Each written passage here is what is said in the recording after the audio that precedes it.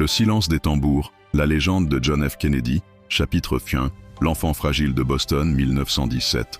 Un enfant né dans une famille puissante, les Kennedy. Mais cet enfant, lui, est différent. Son cœur est faible, son dos tordu, son avenir incertain. Il passe plus de jours à l'hôpital qu'à l'école. Mais il observe, il encaisse, il apprend. Il est le deuxième fils, pas l'héritier, pas le favori. Mais parfois, la vie choisit les ombres pour forger la lumière. Chapitre 2. Le feu dans le Pacifique, Seconde Guerre mondiale. John rejoint la marine. Il n'y va pas pour la gloire, mais pour exister. Son bateau, le PT-109, est percuté par un destroyer japonais. L'explosion l'envoie dans la nuit noire du Pacifique, mais il survit. Avec une corde entre les dents, il tire un blessé pendant des heures dans l'eau infestée de requins. Là, au milieu de l'océan, un futur président naît dans la douleur. Pas par élection, mais par preuve. Chapitre 3.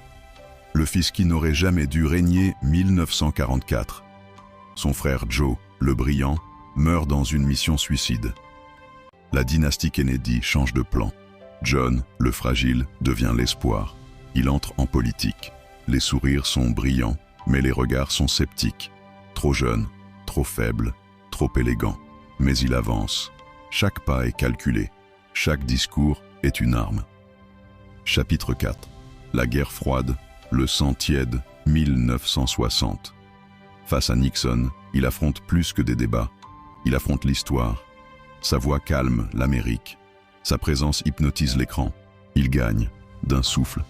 Mais il devient président, avec une tempête sur les épaules. Cuba, la baie des cochons, Berlin, le mur, Moscou, les missiles. La guerre est partout. Mais Kennedy tient tête. Il recule les ogives. Il impose le dialogue. Il joue aux échecs avec le destin. Chapitre 5. Le rêve d'Icare. Il ne voulait pas juste gouverner, il voulait faire rêver. Il annonce « Avant la fin de la décennie, nous poserons un homme sur la Lune ».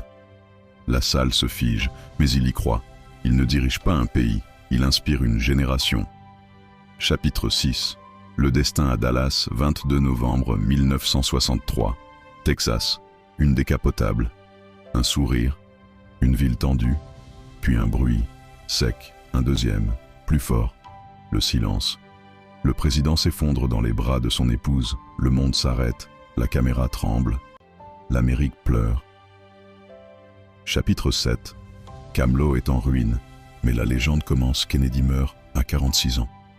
Mais sa légende ne fait que commencer. Il n'a pas vu l'homme marcher sur la Lune. Il n'a pas vu la fin du